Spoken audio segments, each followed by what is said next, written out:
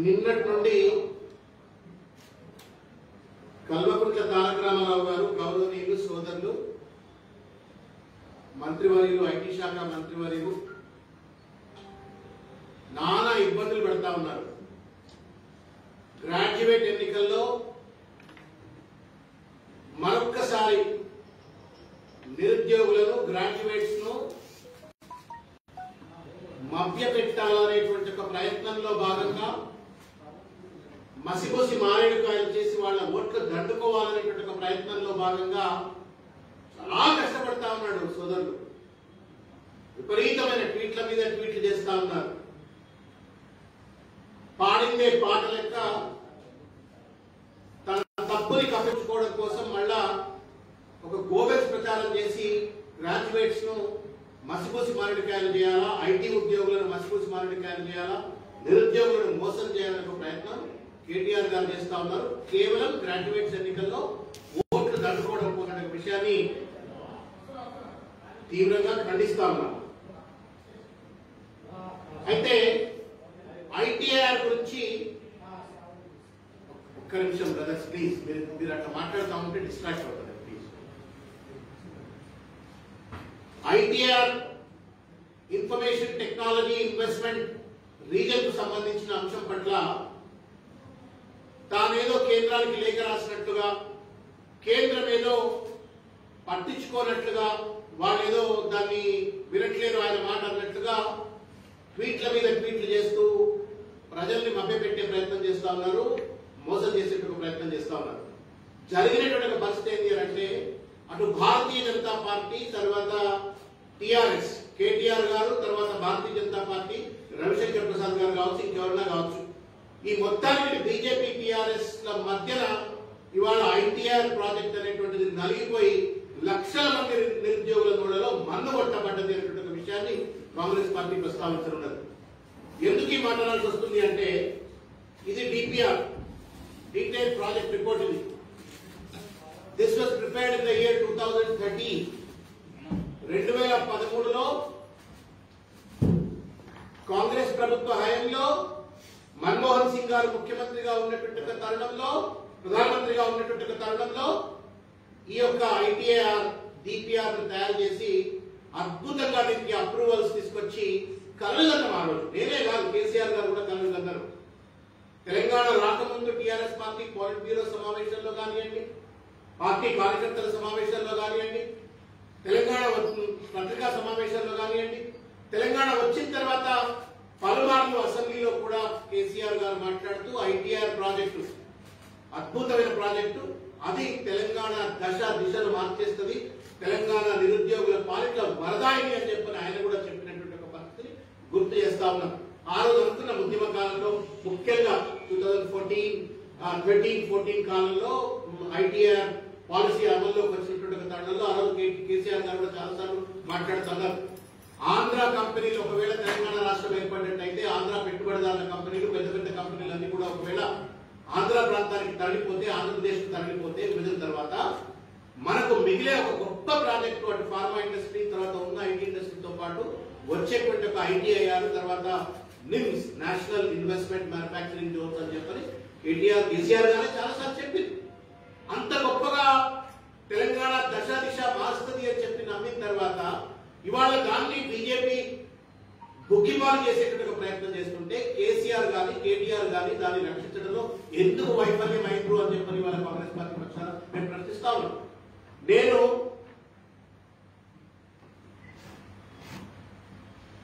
12 జనవరి 1921 నాడు నేను ఆర్టీఏ వేశాను. ఇన్ఫర్మేషన్ టెక్నాలజీ డిపార్ట్మెంట్ వాళ్లకు, గవర్నర్ తెలంగాణ వాళ్ళకు అన్ని లవ్ లెటర్లే ఉన్నాయి. మొత్తం లవ్ లెటర్లు, వీళ్ళంతా ఏదో గవర్నమెంట్ ఆఫ్ ఇండియా లేఖల మీద లేఖలు రాష్ట్రం, లేఖల మీద లేఖలు రాష్ట్రం అని చెప్పాలి. మనిషికో మాట కొట్టుకో దెబ్బ. 2013లో చట్టం ద్వారా ఒక పాలసీ పట్టుకొచ్చి ఆ పాలసీని అమలు చేయాలని చెప్పని గత ప్రభుత్వం దాన్ని అమలు చేయమంటే, ఒకవేళ భారతీయ జనతా పార్టీ దాన్ని అమలు చేయకపోతే ఉట్టి లేఖలు రాస్తే పని అయిపోతుందా కేటీఆర్ గారు కేసీఆర్ గారు అని చెప్పని సందర్భంగా అడుగుతాం. ఎన్నిసార్లు పార్లమెంట్ లో మీ పార్లమెంటు సభ్యులు ఐటీఐఆర్ ను అమలు చేయమని చెప్పని మీరు అడిగినారు, సూటిగా సమాధానం చెప్పగలుగుతారా అని చెప్పని అడుగుతాను.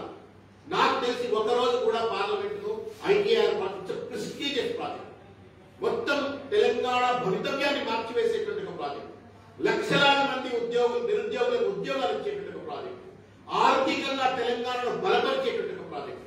ఈ ప్రాజెక్టు కోసం పార్లమెంట్ లో ఒక రోజైనా స్తంభింపజేసినారా ఐటీఆర్ పేరు మీద అని చెప్పి నేను అడుగుతా ఉన్నాను. ఒక్కరోజు కూడా పార్లమెంట్ లో స్తంభింప చేయకుండా మేము లేఖలు రాసినాము అని చెప్పాలంటే ఆల్ ఆఫ్ us know ఢిల్లీలో పనులు కావాలంటే నాకు ఒక పద్ధతి ఉంటుంది. ఎన్నిసార్లు మీ అడ్వైజర్లను ఈ పని మీద అంతమంది అడ్వైజర్ ఉన్నారు కదా, అక్కడ వేణుగోపాల్చారి గారు ఉన్నారు, రామచంద్ర నాయక్ గారు ఉండే, ఇంకా చాలా మంది అడ్వైజర్స్ ఉంటాయి. గవర్నమెంట్ అడ్వైజర్స్ ఢిల్లీలో ఉండే ఎంతమంది అడ్వైజర్లను మీరు పురమాయించి ఈ యొక్క పని చేసుకురండి అని చెప్పని మీరు మాట్లాడారు. Never you done it. ఇవాళ కేవలం ఐటీఆర్ ప్రాజెక్టు కల్పింపబడలేదు అనేటువంటి ఒక భావన ప్రజల్లోకి చొప్పింపబడి ఓట్లు ఎక్కడ రావు అని చెప్పని వీళ్ళ మళ్ళా మీరు మాట్లాడుతున్న పరిస్థితి కనబడుతుంది. రెండోది ఏంటంటే, రెండు విషయాలు చెప్పదలుచుకున్నాను. కేటీఆర్ గారు 7/1/2021 నాడు ఒక లేఖ రాసినారు. ఈ లేఖ బహుశా పబ్లిక్ డొమైన్ లో కూడా ఉంటుంది. నేను మీడియా వ్యక్తులకు ప్రజలకు కూడా అర్థమయ్యేటువంటి రీతిలో నేను లాస్ట్ పారాగ్రాఫ్ లో ఉన్నటువంటి విషయాన్ని నేను చదివి చెప్తున్నా. ఫస్ట్ ఆఫ్ ఆల్ మీకు కన్విక్షన్స్ ఉన్నాయా ఐటీఆర్ వల్ల తెలంగాణ బాగుపడుతుందని, హైదరాబాద్ బాగుపడుతుంది కన్విక్షన్స్ ఉన్నాయా? లేనట్టుగా కనిపిస్తా ఉంది ఈ లెటర్ లో.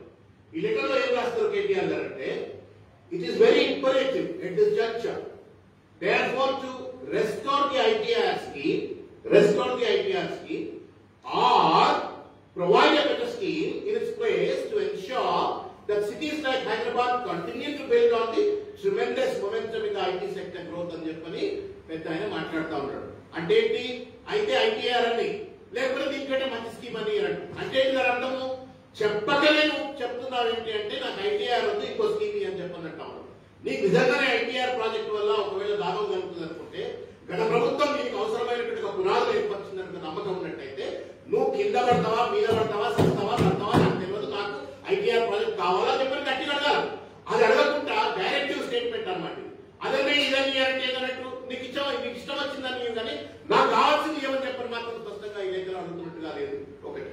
రెండవది, మొన్న బండి సంజయ్ గారు భారతీయ జనతా పార్టీ రాష్ట్ర అధ్యక్షుడు బండి సంజయ్ గారు అనేటువంటి ఒక ప్రశ్నకు పార్లమెంట్ లో సదరు మంత్రి వారు మాట్లాడుతూ మేము ఈ ప్రాజెక్టు 2018లో బర్ఖాస్తు చేసినామని చెప్పారు. అన్నారు కదా, 2018లో బర్ఖాస్తు చేసినామని చెప్పారు. 2018లో బర్ఖాస్తు చేస్తే 2021లో ఈ లవ్ లెటర్ ఎందుకు రాస్తా ఉన్నారు కేటీఆర్ గారు? అంటే మీకు తెలీదా? నిద్రపోతా ఉందా ప్రభుత్వం ఏమైనా? ఇది ఎక్కడ ప్రభుత్వం నాకు అర్థం కాదు. A project that is shelved in 2018, you are writing in 2021. What kind of a government is this? ఏం చిత్తశుద్ధి ఉంది మీకు? ఏం ధ్యాస ఉంది మీకు? తెలంగాణ నిరుద్యోగ సమస్యను పరిష్కరించాలన్నట్టుగా చిత్తశుద్ధి ఉన్నట్టయితే నిజంగానే వేలాది మంది ఇంజనీరింగ్ గ్రాడ్యుయేట్స్ ఉన్నారు, వేలాది మంది పాలిటెక్నిక్ గ్రాడ్యుయేట్స్ ఉన్నారు. వాళ్ళందరూ ఉద్యోగాల కోసం ఎదురు చూస్తా ఉన్నారు. వాళ్ళకి ఉద్యోగాలు కల్పించాలా, తెలంగాణను హైదరాబాద్ బాగు చేసుకోవాలనుకుంటే ఇమ్మీడియట్ గా మీరు 18 స్క్రాప్ చేసినాక మీకు తెలవాలా? మీకు తెలియట్లేదు అంటే మీకు తెలుసుకునేటువంటి ప్రయత్నం లేదు. మళ్ళా తగుదనమ్మా అని చెప్పని 2021లో ఇట్లా లేఖ రాస్తూ మళ్ళా ఇది కాకుండా ఇంకోటి అంటాం. అంటే మీకు ఇష్టం లేదు. మళ్ళీ వాళ్ళు ఎందుకు బ్లేమ్ ఇన్వాల్వ్ అవుతారు? ఆయన ఎవరు రిపోర్ట్ ఇవ్వలేదు అన్నట్టు బీజేపీ కూడా. వీళ్ళేమో మాకు నిధులు ఇస్తలేరు అని చెప్పని మాట్లాడతారు. ఇదొక అంశం. రెండో అంశం, మీడియా వ్యక్తులు దయచేసి మీకు చేతులు ఎత్తి నమస్కారం చేసిన విజ్ఞప్తి చేస్తా ఉన్నాను. అబ్సల్యూట్ క్యాలెస్నెస్, ఒక నిర్లక్ష్యం. ఎంత నిర్లక్ష్యం ఈ ప్రాజెక్ట్ పెట్టాలంటే నేను చెప్తా ఉన్నాను. 13,000 కోట్ల రూపాయలు కావాలి. నేను చెప్తున్న లెక్కలు కాదు, కాంగ్రెస్ పార్టీ లెక్కలు చెప్పలేదు, హరిప్రసాద్ గారు మా పిఆర్ఓ గారు లెక్కలు చెప్పలేదు. This is a number that has come out in the DPR. ఇదే డిపిఆర్. ఇంకోటి కేటీఆర్ ఈ లెక్కలు నేను చెప్తున్న లెక్కలు కూడా కాదు. తారక రామారావు గారే 24 సెప్టెంబర్ 2014 నాడు రాసిన లెక్కలు కూడా ఇదే ఉంది. మొత్తం మీద 13,000 కోట్ల చిల్లర కావాలి. నేను సూటిగా అడుగుతాను తారక రామారావు, ఈ 13,000 కోట్ల రూపాయలు భారతీయ జనతా పార్టీ జూటా పనిచేసింది, మోసం చేసింది, మనకి ఇవ్వట్లేదు. Fine, I agree. మరి ఏం పైసలు ఇచ్చిండ్రు అని చెప్పని కాళేశ్వరం ప్రాజెక్టు కట్టినాము. ఇదే ప్రాణహిత చేపట్ల ప్రాజెక్టు 9 హెడ్ల దగ్గర కట్టాలన్నట్టుగా అంబేద్కర్, డాక్టర్ బిఆర్ అంబేద్కర్ సుజల స్రవంతి ప్రాజెక్టుకు సంబంధించిన అంశాన్ని ప్రస్తావిస్తూ జాతీయ హోదా ఇచ్చేటువంటి విషయాన్ని పరిగణలోకి తీసుకోవాలని చెప్పని విభజన చట్టంలో ఉంది కదా, నరసింహరావు గారు ఉన్నది కదా, చట్టంలో ఉంది. అంటే ఏంటి? ఆ ప్రాజెక్టు యథావిధిగా అక్కడ కట్టే పరిస్థితి ఏర్పడినట్టయితే కాంగ్రెస్ తెలంగాణ కూడా నేషనల్ ప్రాజెక్ట్ అంబేద్కర్ ప్రాజెక్ట్ వచ్చేది అక్కడే ప్రాజెక్ట్ అట్టుంటే దాన్ని కట్టలేదు. మార్చిలో మేడిగడ్డ దగ్గర పట్టుకొచ్చాం, కాళేశ్వరం దగ్గర పెట్టాం. నీకు జాతీయ హోదా వచ్చిందా? వచ్చిందా చెప్పి రాలేదా? కేంద్ర ప్రభుత్వం నుంచి ఒక్క పైసా ఏమైనా గ్రాంట్ రూపంలో వచ్చిందా? రాలేదా? మరి అయినా నువ్వు లక్షల కోట్ల రూపాయలు, దాదాపు 4 లక్షల కోట్ల రూపాయలు అప్పులు తెచ్చి నువ్వు లక్షల కోట్లు అక్కడ బూడిదల పోసినట్టు కాళేశ్వరం ప్రాజెక్టు పోసినావు కదా. మరి 13,000 కోట్ల రూపాయలు ఎందుకు ఖర్చు పెట్టలేకపోయినా నువ్వు ఈ ఐటీఆర్ మీద? A project which does not have national status, a project which was not even approved by the CWC. ఇంతవరకు DPR లేదు, CWC కూడా చెప్తా ఉన్నారు. CWC అప్రూవల్ లేదు, గవర్నమెంట్ ఆఫ్ ఇండియా నీకు ₹1 కూడా ఇవ్వలేదు, దానికి జాతీయ హోదా లేదు. అయినప్పటికీ కూడా నువ్వు దాదాపు కొన్ని లక్షల కోట్ల రూపాయలు ఖర్చు పెట్టి సరే దాంట్లో కమిషన్లు కావచ్చు నేను మాట్లాడదలుచుకోలేదు. When you would spend money on Kaleshwaram, where government of India has not given you ₹1, why can't you spend money? That is just 13,000 crores. ఈ 7 ఏళ్లలో సగం పైసలు అప్పుడు 7,000 కోట్లు ఖర్చు పెట్టుంటే ప్రాజెక్ట్ స్టార్ట్ అవుతుంది కదా. నేను చెప్తా ఈ DPR లో ఉన్నటువంటి ఒక అంశాన్ని నేను మీ దృష్టికి తీసుకురాదలుచుకున్నా. ఇది ఎంత స్పష్టంగా రాసిందంటే చెప్తానండి. For the processing areas of ITR, Andhra Pradesh Industrial Infrastructure Corporation is already in possession and have made lands available to an extent of more than 4,169 acres in the IT clusters in ITAR, 990 acres in Cyberabad cluster, 2,600 acres in near International Airport cluster, 650 acres in Uppal and Pocharam cluster. ఇంత అద్భుతంగా భూములన్నీ కూడా identify చేసి APIC position లో భూములు పెట్టి 13,000 కోట్ల ఏలేదు అని చెప్పని నువ్వు ఇలా మా నోట్లో మందు కొట్టావు కదా. బీజేపీ టీఆర్ఎస్ ఆయన మందు కొట్టాడు, బీజేపీ మందు కొట్టింది. టీఆర్ఎస్ 13,000 లక్షల కోట్ల రూపాయలు. జస్ట్ ఇమాజిన్ 7 ఏళ్ల 14 లక్షల కోట్లు, 2 కోట్లు ప్రతి సంవత్సరం అయితే 2 లక్షల కోట్లు ప్రతి సంవత్సరం అయితే 7 ఏళ్ళు అంటే 14 లక్షల కోట్లు, 4 లక్షల కోట్లు అప్పుడు 18 లక్షల కోట్లు. ఈ 18 లక్షల కోట్లు 7,000 కోట్లు ఖర్చు పెట్టుంటే ఐటీఆర్ గ్రౌండ్ ఉండేది కదా. కొట్లాడుతుంది కదా మనం పోయి. నువ్వైతే ఎట్లా కొట్లాడలే పార్లమెంట్ లో, ఇంతవరకు నీ పార్లమెంట్ సభ్యులు కొట్లాడు. ఇవాళ చెప్తా ఉన్నాం కేటీఆర్ గారిని, ఇవాళ నీకు చిత్తశుద్ధి ఉంటే you please ground the ITR project. 13,000 కోట్ల రూపాయలు లెక్క పైసలు కావాలి. ఇవాళ మీరు 18 లక్షల కోట్ల రూపాయల ఖర్చు పెట్టినట్టుగా జరిగిన 13,000 కోట్ల రూపాయలు లెక్క కాదు. మీరు 13,000 రూపాయలు ఖర్చు పెట్టండి, దానికి అవసరమైనటువంటి నేషనల్ ఇన్సెంటివ్స్ అవసరమైంది. మనకు ఇన్సెంటివ్స్ కానివ్వండి, ఎక్స్పోర్ట్ ఇంపోర్ట్ ఇన్సెంటివ్స్ కానివ్వండి, లేకపోతే సబ్సిడీస్ కానివ్వండి, ఇవన్నీ గవర్నమెంట్ ఆఫ్ ఇండియా కొంత క్లియరెన్స్ అవసరమైంది. ట్యాక్స్ రిబేట్స్ కానీ ఇవన్నీ అవసరం ఉంటాయి. గల్లా మాట్లాడుదాం పార్టీ మోడీ దగ్గరికి మేము వస్తాం, మా పార్లమెంట్ సభ్యులు వస్తారు, మా ఉత్తమ్ కుమార్ రెడ్డి గారు, మా కోమటిరెడ్డి వెంకటరెడ్డి గారు, మా రేవంత్ రెడ్డి గారు వస్తారు. గల్లా నీకు దమ్ము ధైర్యం లేకపోతే నీకు ధైర్యం ఇస్తుంది మా వాళ్ళు ముగ్గురిని ఎప్పుడు వస్తారు. పొలప్ప రాజశేఖర్ గారి దగ్గర కూర్చుందప్ప, పొలప్ప మోడీ దగ్గర కూర్చుందప్ప, ఎట్లా జరుగుతుందప్ప? ఎట్లయితే నువ్వు కాళేశ్వరం CWCని ఏమార్చి, ప్రజలను ఏమార్చి, మొత్తం కేంద్ర ప్రభుత్వాన్ని ఏమార్చి, అడ్డమైన అప్పులను తెచ్చి నువ్వు లక్షల కోట్లు పెట్టి కాళేశ్వరం కట్టావో, ఇది దానివల్ల 1 ఎకరా కొత్త ఆయకట్టు వచ్చింది ఎవడి కదా. 1 ఎకరా కొత్త ఆయకట్టు రాని కాళేశ్వరంకి 1,00,000 కోట్లు ఖర్చు పెడితే, నేను ఇంతకుముందు నిన్నటిదాకా 50 లక్షలు అని చెప్పిన ఎంప్లాయ్మెంట్ అంటున్నా. కేటీఆర్ గారు ఏం చెప్తా ఉన్నారు తెలుసా? ఎంప్లాయ్మెంట్ ఎంత? 15.4 లక్షలు డైరెక్ట్ ఎంప్లాయ్మెంట్, 50.4 లక్షలు ఇండైరెక్ట్ ఎంప్లాయ్మెంట్. అంటే మొత్తం 68 లక్షల ఉద్యోగాలు. ఇంత పెద్ద ఉద్యోగాలు కల్పించే ప్రాజెక్ట్ కోసం మీరు 10,000 ఖర్చు పెట్టండి. మీకు ఎట్లా ఇన్సెంటివ్స్ బీజేపీ మోడీ మెడలు వచ్చైనా సరే ఇన్సెంటివ్స్ ఇచ్చే విధంగా, ట్యాక్స్ రిబేట్స్ ఇచ్చే విధంగా ఢిల్లీ మొదలు కొట్లాడదప్పా అని చెప్పని వాళ్ళ కేటీఆర్ గారిని సవాలిస్తా ఉన్నాం. భయపడకండి, మేమున్నాం, మీతో పాటు ఉన్నాం. ఐటీఆర్ ప్రాజెక్టు సాధించుకుందాం, ఇన్వెస్ట్ చేయండి. చేయకపోతే దొబ్బేయండి. Sorry to use this land. మీకు చేయకపోతే వదిలిపెట్టండి, మేము చేసి పెడుతున్నాం. ఇవాళ ప్రజలను మోసం చేసేటువంటి హక్కు మీకు లేదు, ముఖ్యంగా నిరుద్యోగులను మోసం చేసే హక్కు లేదు. 40 లక్షల మంది ఉద్యోగాల కోసం ఎదురు చూస్తాం. ఇది ఒక ప్రశ్న. రెండోది ఏంటంటే,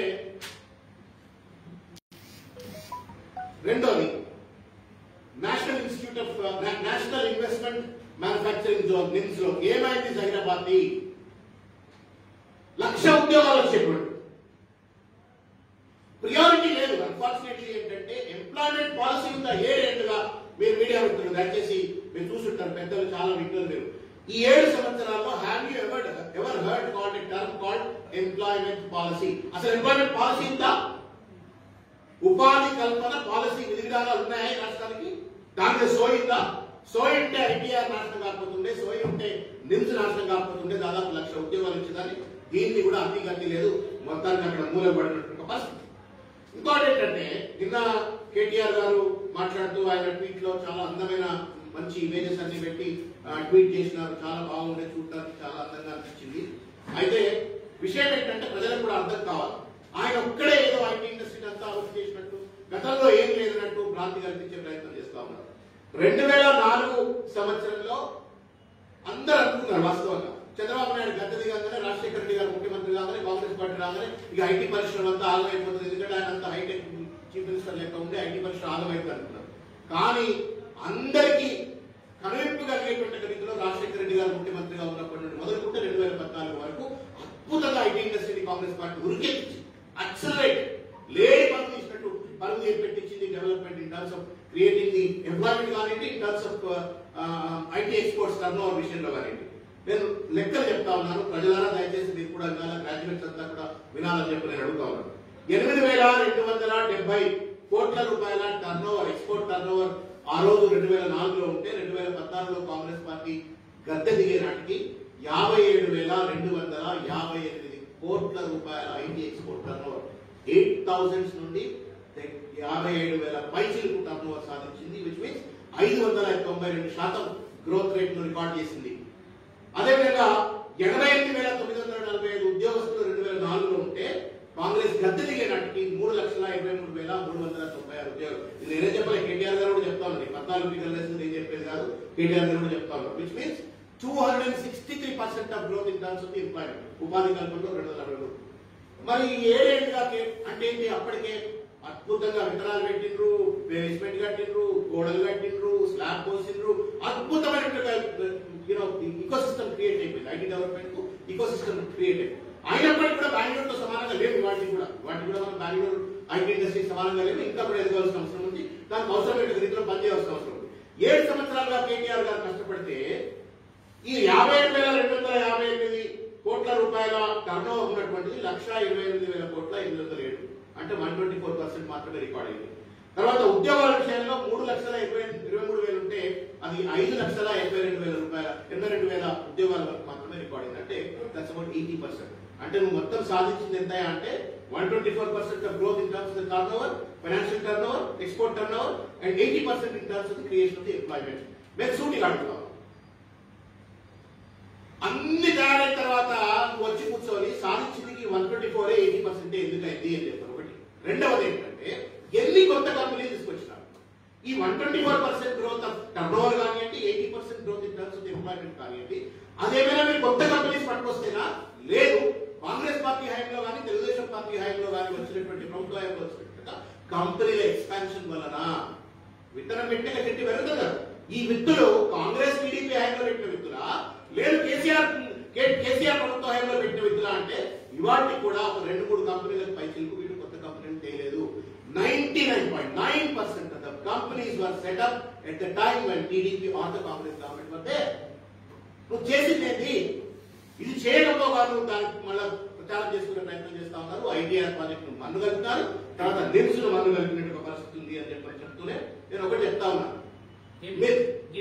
తర్వాత gaming and animation industry, cinema పేరు దబాయ్. బోట్ లో సముద్రంలో ఒక పులి, తర్వాత ఒక బాబు, ఇద్దరు ఉంటారు. Beautiful movie. The life of pi. Beautiful, love you, మంచి చెప్పారు. The life of pi. ఆ life of pi cinema was made in one of the gaming and animation sector that was promoted at that point of time by the Congress government. నాశనం చేసేసి కదా. అంత potential ఉంది, దాదాపు 1,00,000 మంది ఉద్యోగాలు వచ్చే పొటెన్షియల్ ఉంది. గేమింగ్ అండ్ అనిమేషన్ సెక్టర్ నాశనం చేసినారు, ఐటీఆర్ నాశనం చేసినారు, నిమ్స్ నాశనం చేసినారు. ఉన్న ఐటీ కంపెనీలను మనం అనుకున్నాం తెలంగాణ ఉద్యోగాలు. We always thought Nalgonda IT companies hub గా ఎదగాలి. కోమటిరెడ్డి రెడ్డి గారు ఉన్నప్పుడే అక్కడ భూమి డెవలప్ ఐటీ మంత్రిగా ఉన్నప్పుడు అక్కడ కంపెనీలు పెట్టాలని ఒక చర్చ జరిగింది.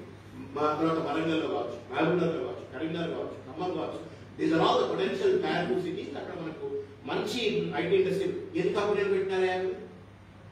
ఎన్ని కంపెనీస్, కొత్త కంపెనీస్ మీరు అక్కడ తీసుకోవాలి? సోయి లేదు, ప్రియారిటీ లేదు, టైం లేదు మీకు. Your priorities are different. కేవలం పెన్షన్ ఇచ్చేయాలా, లేకపోతే పాపం రైతులకు ఏదో లాస్ట్ మూమెంట్ ఎలక్షన్ల ముందు రైతు బంధు పడేయాలా? ఇదే ప్రభుత్వం అయిపోయింది. ఈ ప్రభుత్వం నడపడం కోసం అయితే ముఖ్యమంత్రి గారు క్లాస్ సరిపోతుంది కదా. పెన్షన్ వేయడానికి 1 stroke of pension, 1 stroke of Rythu Bandhu release. కానీ ముఖ్యమంత్రి గారు ఎందుకు, మంత్రి గారు ఎందుకు ఇస్తారు? ఇది ఒక ప్రశ్న. దీంతో పాటుగా నేను ఇంకొకటి ఏమడదలుచుకున్నా అంటే, మేము ఇవాళ సూటిగా కేటీఆర్ గారికి గ్రాడ్యుయేట్స్ ఎన్నికలలో ఓట్లు అడిగేటువంటి నైతిక హక్కు లేదు. Not just because of ITR నాశనం చేసిందని కాదు, లేదు నిమ్స్ నాశనం చేసిందని కాదు, లేకపోతే యానిమేషన్ అండ్ గేమింగ్ ఇండస్ట్రీ నాశనం చేసిందని కాదు. దాంతో పాటుగా ఇవాళ లక్షల ఉద్యోగాలు ఖాళీ ఉన్నప్పటికీ కూడా ఖాళీలను భర్తీ చేయకుండా కాలయాపన చేసినందుకు మీకు నైతికంగా అర్హత లేదు గ్రాడ్యుయేట్ ఎమ్మెల్సీ ఎన్నికల్లో ఓటు అడగడానికి. తర్వాత మేము మళ్ళొక్కసారి అడుగుతాం, ఈ ప్రశ్నలు ఇక్కడతో ఆపం. మేము ఈ ప్రశ్న నిరంతరంగా అడుగుతూ ఉంటాం. లాస్ట్ ఉద్యోగం, ఖాళీ ఉన్న ఉద్యోగం నోటిఫికేషన్ వేసేంత వరకు కాంగ్రెస్ పార్టీ తరఫు నుండి మేము గడవెత్తుతాం, కొట్లాడతాం. ఎందుకు డిఎస్సి నోటిఫికేషన్ లేరు? డిఎస్సి నోటిఫికేషన్ వేస్తే టీచర్లు వస్తారు, టీచర్లు వస్తే స్కూళ్లు బాగా నడుస్తాయి, స్కూళ్లు బాగా నడిస్తే ఊళ్ళలో ఉన్నటువంటి ఒక బీసీ ఎస్సీ ఎస్టీ బిడ్డలు చదువు బాగా చదువుకుంటారు. వాళ్ళు చదువుకోక ఎందుకు డిఎస్సి లేస్తలేరు అని చెప్పి ఎమ్మెల్యే ప్రశ్నిస్తా ఉన్నాం. ఎందుకు గ్రూప్ 1 నోటిఫికేషన్ ఇయ్యారు? తెలంగాణ నిరుద్యోగ యువకులు, ఆర్డీఓలు, డిప్యూటీ సూపరింటెండెంట్ పోలీసులు, లేకపోతే సిటీఓలు ఇట్లా పెద్ద పెద్ద పొజిషన్స్ లో కూర్చుకోవడానికి నోచుకోలేదా? వాళ్ళకి అర్హత లేదా అని చెప్పని వాళ్ళ మేము సూటిగా అడుగుతా ఉన్నాం. గ్రూప్ 2 ఎందుకేమో. తర్వాత ప్రెసిడెన్షియల్ ఆర్డర్ వచ్చింది అని చెప్పని ఆయన మోడీ గారిని ఏం మాయ చేసిండ్రో, ప్రెసిడెన్షియల్ ఆర్డర్ వచ్చింది అని చెప్పని ఆయన పెద్ద సంబరాలు చేసినారు కదా, కొత్త జోనల్ విధానం వచ్చిందని చెప్పని. ఎందుకు ఆ జోనల్ విధానాన్ని పూర్తి స్థాయిలో అమలు చేసేటువంటి పరిస్థితి లేదు? ఇవాళ మేము సూటిగా అడుగుతా ఉన్నాం కేటీఆర్ గారు. 191,000 ఉద్యోగాలు ఏదైతే బిస్వాల్ కమిటీ చెప్పిందో ఖాళీ ఉన్నాయని, 190,000 అంటే లాస్ట్ 1 సింగిల్ ఖాళీ కూడా లేకుండా నోటిఫికేషన్ వేసేంత వరకు, తర్వాత దాదాపు 120,000 కాంట్రాక్ట్ ఉద్యోగాలు ఏదైతే ఉన్నాయో వాటన్నింటినీ కూడా పూర్తి స్థాయిలో స్కేల్స్ ఇచ్చి పర్మనెంట్ చేసి రెగ్యులరైజ్ చేసేంత వరకు మిమ్మల్ని విడిచిపెట్టము, మిమ్మల్ని ముళ్ళుగర లెక్క మీ ఎప్పటి పడతాము అని చెప్పని అడుగుతూనే ఇవి నింపేంత వరకు మీ గ్రాడ్యుయేట్స్ ఎన్నికల్లో ఓటు వేసేటువంటి హక్కు లేదు. మేము చేతులు ఎత్తి నమస్కారం చేసి విజ్ఞప్తి చేస్తాము గ్రాడ్యుయేట్స్ కు, నిరుద్యోగులకు, ఉద్యోగస్తులకు అందరికీ కూడా. రాములు నాయక్ ఉద్యమకారుడు, మంచి ఉద్యమకారుడు, తెలంగాణ కోసం కొట్లాడినటువంటి బిడ్డ. తర్వాత చిన్నారెడ్డి గారి గురించి చెప్పవలసిన అవసరం లేదు. వెంగలాంటి మనస్తత్వం కలిగినోడు, మనిషితనానికి మారిపోయినటువంటి వాడు, మీకోసం ఏ పోరాటానికైనా సిద్ధం ఉండేటువంటి వ్యక్తి. కాబట్టి వాళ్ళిద్దరిని కూడా గెలిపించాలా. మీ గొంతుకలుగా మీ యొక్క సమస్యల పరిష్కారం కోసం మేము ముందుని కొట్లాడతాం. ఒక్క అవకాశం ఇవ్వండి. 14లో అవకాశం ఇవ్వలేదు, 18లో అవకాశం ఇవ్వలేదు, మధ్యలో జరిగినటువంటి దాంట్లో కూడా అవకాశం లేదు. జీవనరెడ్డి గారి గెలిపించినటువంటి ఇద్దరు కూడా గెలిపియండి. మీ వంతుగా, మీ గొంతుకలుగా మీ సమస్యల పరిష్కారం కోసం మేము కొట్లాడతాం. అటు కౌన్సిల్లోనే కాదు, రోడ్ల మీద కొట్లాడుతామని చెప్పని తెలియజేస్తూనే ఇవాళ పరిస్థితి ఎట్లుందంటే, ఐటీఆర్ గురించి న్యాయం చేయమని చెప్పని మా యూత్ కాంగ్రెస్ అధ్యక్షులు 100 మందితో ధర్నా చేస్తే ఇవాళ అక్రమంగా అరెస్ట్ చేసి నారాయణగూడ పోలీస్ స్టేషన్ లో పెట్టినారు. ఈ లాఠీలతో, తూటాలతో బెదిరేటువంటి రకాల లాభం. గాంధీ వారసులం, మహాత్మా గాంధీ వారసులం, మహాత్మా గాంధీ పార్టీలో ఉన్నటువంటి వాళ్ళం వదిలిపెట్టేది లేదు. లాఠీలు పడతారా, తూటాలు పడతారా, బాస్పాయలు పడతారా, పాపులేషన్ లాగానే మిమ్మల్ని మాత్రం నిలదీస్తాం.